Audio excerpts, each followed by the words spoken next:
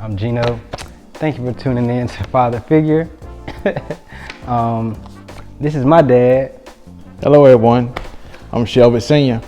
Yeah, and today we're just gonna be, asking some questions.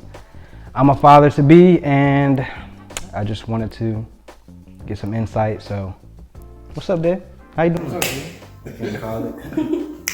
I just had some questions for you, man. My first kid is on the way, so We all excited about it. yeah, it's a lot of different emotions in there, man. But I just wanted to ask a couple questions. First being, what have been your favorite moments of being a father? All of them. All of them. Yeah, all of them.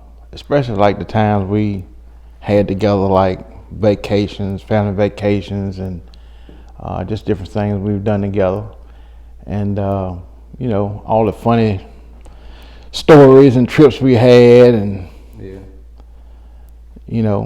riding in the going to Walt Disney World and whatnot, and us fussing in the back, and you and Indy and Daniel having something to say, and just life, really.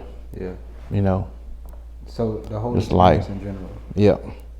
It's the most wonderful thing you ever, you about to discover it, but it's the most wonderful thing you ever discover in life, is that when you have children, it's like you've got somebody that you literally love more than yourself. Yeah. You know what I'm saying? I hear that a lot. So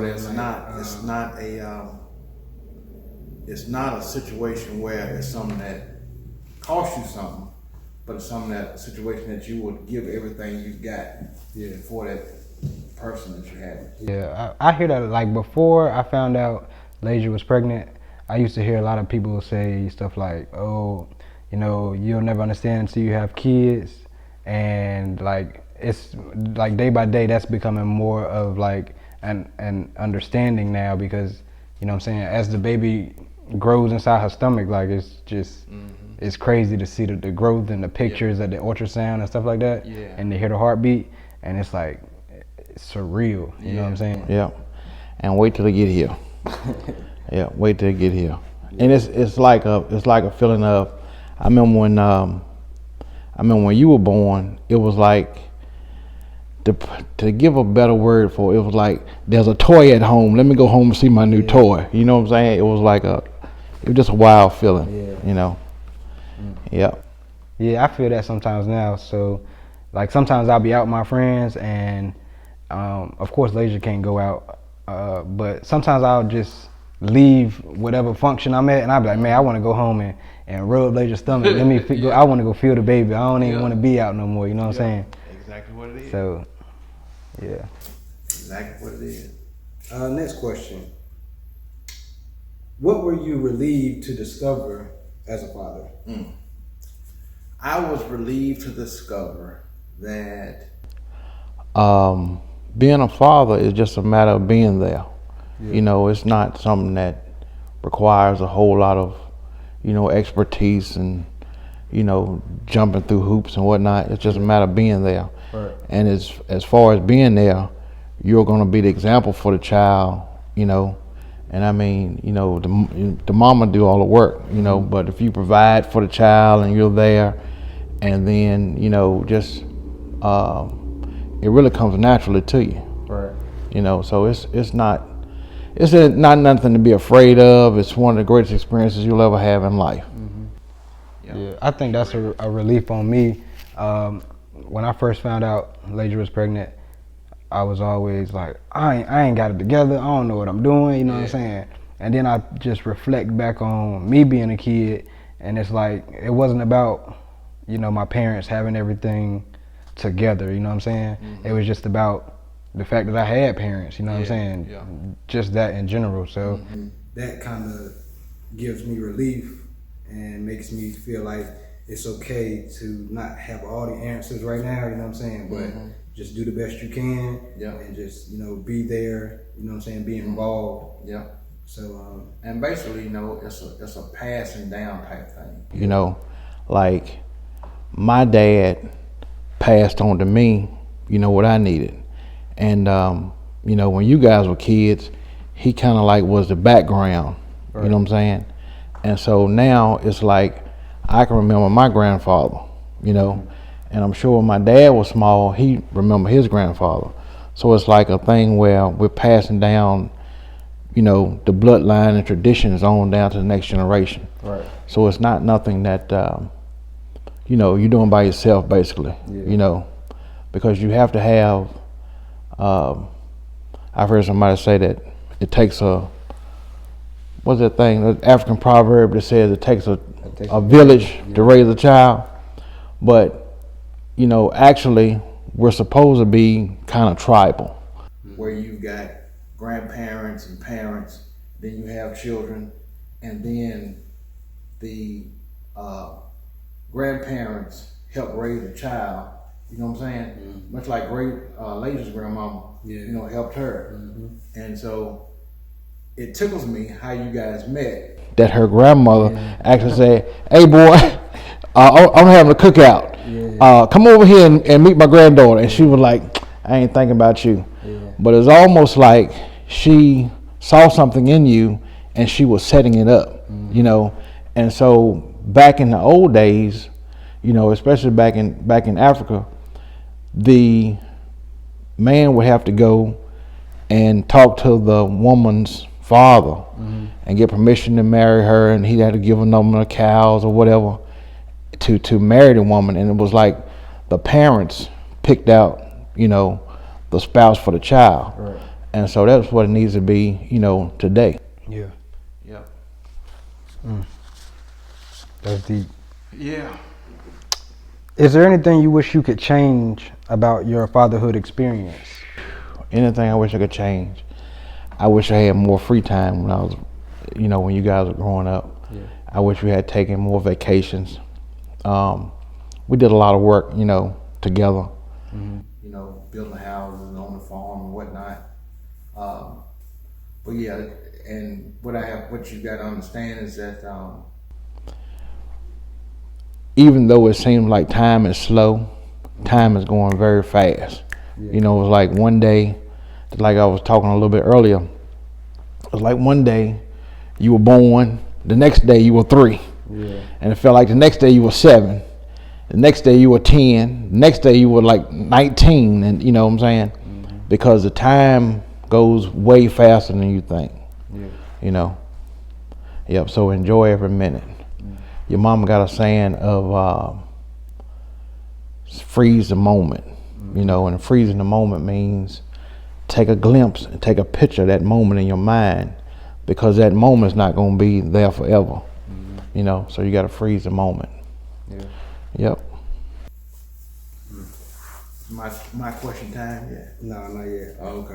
I got one more. What 3 aspects of fatherhood are most significant and why? What 3 aspects of fatherhood are most significant? Let's see. I would say, number 1, being there and being a father, and understanding the importance of what a father is, and understanding how in the Bible, you know, it relates to Adam begat this one and that one, and you know what it's saying is that when this person's seed passes to another person, it's that person's life. Mm-hmm. And to give you a better example, I told you guys one time that, you know, your life is not your life. Your life belongs to me. Mm-hmm. And it's like you have, in other words, like I can trace my father's Nathaniel. His dad was Nathaniel Sr. His dad was Thaddeus. His dad was Ezekiel. Mm-hmm. And so you've got 5 generations of men behind me that's pushing you forward. Yeah. You know what I'm saying? And like my granddad told me something a long time ago, and that I'm trying to do today. He said, start your son on your shoulders. And what he was saying was that whatever situation you're in life, He said, always make sure you put your son on your shoulders. And, you know, at the time I was a little bitty boy and I didn't understand. I didn't, you know, and ironically, I was probably 5, 6 years old. Yeah. And my granddad say, whatever you do, he said, start your sons on your shoulder. He said, if you got 10 acres of tobacco, that's what he used to talk. If you got 30 acres of tobacco, he said, make sure your son, he said, before your son get out of school, give him 4 or 5 acres of tobacco. Yeah. I said, okay. And he said, when your house is right, he said, start building your son's house.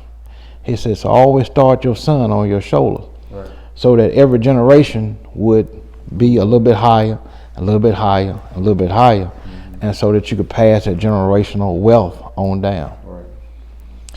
You had another question. What was the second one? 3 things. Yeah. Have I given enough to count for 3? Have I done enough? Yeah. Is that answer? Yeah, that'll be good. If I had to relate, I would say 1 would be being there. Mm-hmm. Secondly, would be understand the importance of fatherhood. Mm-hmm. Thirdly, would be understand how your words and your actions shape the life of the child. Right. You know, like, you know, we were just discussing some people that I know that, you know, one son, it was 2 half brothers, and one son is in jail, the other son is in church. Mm-hmm. And it's just a matter of knowing that the identity of the child is basically you. Mm-hmm. The Bible says the glory of the child is the father. Right. So, y'all had to forgive me. Because when I think about grandchildren, you know, I've literally lived my life, you know, to see my grandchildren like running over the land that their granddaddy was on. Yeah. And so it gets emotional. And so that's just part of it. You know, the Bible, like I was saying, the Bible says the glory of the child is the father. Mm-hmm. So when the child looks at you, the child sees, you know, that's my everything. In other words, that's who I am. Mm-hmm. And because the father helps the child's self-esteem, it helps their personal worth. You know what I'm saying?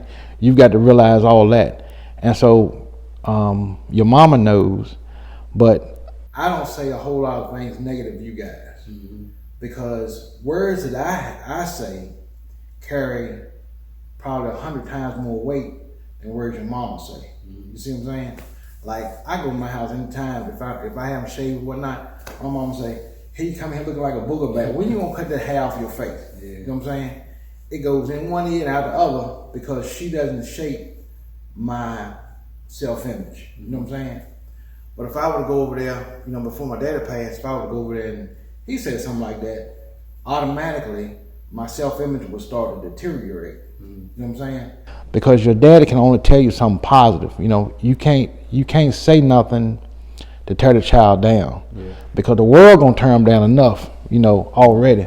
So you gotta say whatever you say, you gotta build them up. And, you know, remember when y'all were kids, I used to tell you, I said, look yourself in the mirror and do what? Call yourself the Mac Daddy. Say, I'm the Mac Daddy. Yeah. Because you got to beat yourself in the chest every day, and you just got to say, I am the Mac Daddy. Yeah. And one thing my daddy told me, he would always say, your name Davis, and we ain't never been no sharecroppers. Yeah. So stuff like that, you know, words are spirit. Mm-hmm. And because words are spirit, you got to understand that the words that you say to your child is shaping that child's whole life structure and everything up. You know, her self-esteem. And, you know, people a lot of times, I go into a grocery store and something, and I see people turn children down. Like, you so stupid, you so dumb. Come here.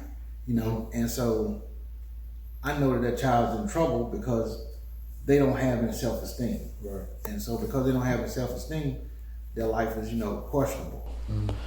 So that's the 3 things. I guess I'm taking up enough time. Yeah, sure. My turn. Yeah, then this is the easy part, answering questions. What are your fears of being a father? At first, it was everything. Just not having it all together, and just not having it financially, I guess. But like I said, over time, that's kind of faded away because I reflect on when I was a kid, and it wasn't about my parents having it together. It was more about just y'all being there. You know what I'm saying? You know, mom cooking food, you out back doing some work, anything like that.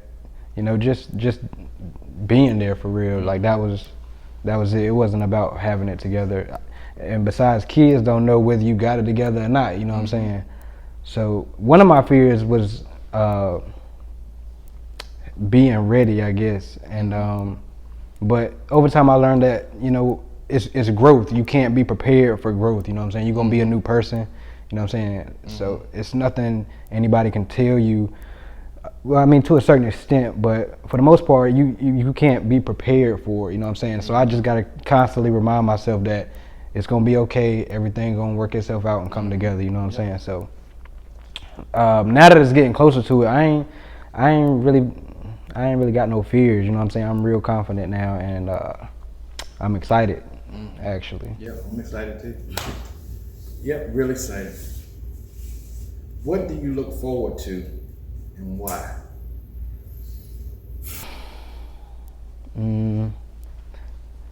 I look forward to the whole experience, especially as time winds down and it's getting closer to the date. I don't know. I just always have these daydreams that, picking my little girl up, you know what I'm saying, or coming in the house and she running up to me, something like that, you know what I'm saying? Those are the times I'm excited for. I'm excited for, Yeah, go ahead. we're going to have to get him some tissue. Yeah, you got to give me some attention because as you're saying that, I can remember, how fun it was, and like I got a picture of when we were living in Pleasant Garden, and you running out there and you holding your hands up. You remember that? And so I can remember, all those little times that that just those little times make a lifetime. And so all that's fun. You gonna get to experience that. Yeah, those are the things I'm excited for. Number 3, do you have any attributes you'd like to pass on? Do you have any attributes? No, it's asking you. No. Oh. No, it is asking. It's do I have any attributes that I like to pass on? Yeah. Well, No. You asked me. You asking me that. Yes, you do have. You do have attributes that I want to pass on. Do I have any attributes you'd like to pass on? Yes, you do have attributes that I like to pass on. Go ahead. Working hard. Man, I might need one too. Working hard.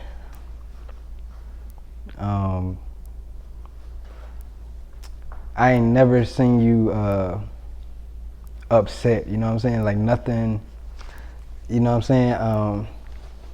I could always tell when mommy was upset, you know what I'm saying? I don't know, but that's just how mommy is, and that's cool, you know what I'm saying? People are different. People can tell when I'm upset, you know what I'm saying? But I can't, everybody can tell. All my brothers and sisters could tell when mommy was upset or when mommy was in the mood, you know what I'm saying? But I cannot remember, like I don't ever remember you getting mad, you getting upset. You've always been just so calm. Nobody ever knows when you upset, and you could have had the worst. Even mommy would tell me stories about, you know what I'm saying? I guess one day you was working on a job or something like that, and nobody showed up, and mommy was telling me about how distraught you was, and how one day you was on a construction site and you kind of just sat outside on a bucket or something like that, and you was real down about it. And I was like, man, like now I'm in my 20s now. Mommy telling me the story. I'm like, yo, I can never remember a time Daddy been upset. Like, and so I want to pass that down. Like, I don't ever want my daughter to see me like lose my temper or get mad, or you know what I'm saying. yell even. I ain't never even seen you yell, anything like that. Maybe once I got in my teenage years and I was doing stuff like getting speeding tickets and stuff like that, you've been a little stern. But for the most part, like you ain't, never really can't remember where like you had a bad day. Yeah. I passed that down from my daddy, cool as a cucumber. And what that taught me was that you got to think. You know what I'm saying? And in thinking, you got to realize that, you know, you're the captain of the ship. And the ship can be sinking. And as long as the captain is looking like we're going to make it, we're going to make it. Everybody else on the boat will be like, okay. And eventually the faith that you guys got that you're going to make it will take over. And, you know, if you don't realize that you're the captain of the ship, you know, that's why a lot of men who haven't been taught. And the one thing I told you, I said, when you choose a wife, I said, look at where she come from. You know what I'm saying? How she, I always say it like this, a child is just like a sponge. Whatever she was raised with is just like water dripping on that sponge for 18 years. And when she get 18, you're going to press on that sponge and the same thing that got put in her is going to come out. You know what I'm saying? Like I can look at your mama. Your mama is going to be like two people. She's either going to be like meat or she's going to be like Zena. You know what I'm saying? 24/7, 365. Is the meat showing today or the Zena showing today? Some days it'll be Zena. We'll be having a good day. Some days it'll be meat, and you had to go in the trash can and see if your food's in there. You know, but anyway, but that's what we got to say. You just got to say, look, I'm the captain of this ship. We're going to keep it slow and steady.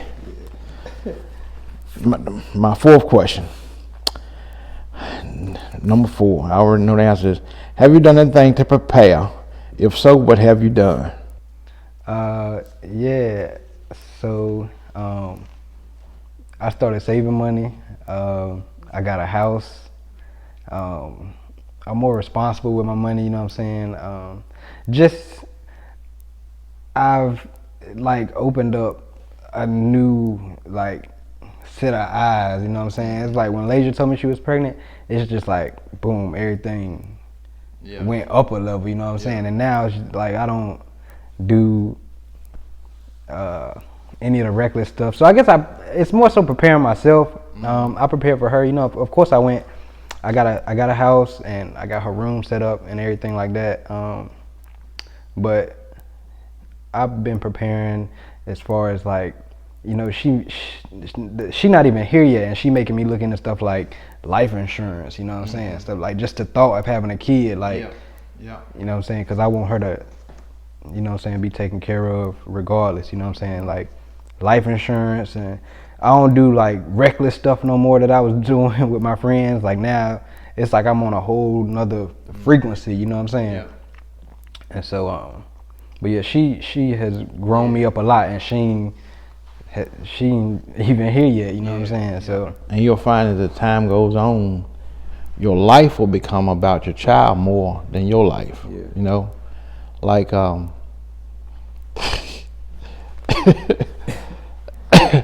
was always having, you know, I was like, let me buy this land back here, because I bought the land from George Perry, and he rolled up and he like, you want to buy some land? And immediately my answer was yeah. Because I was thinking about, you know, the grandkids gonna want to get on the 4-wheeler.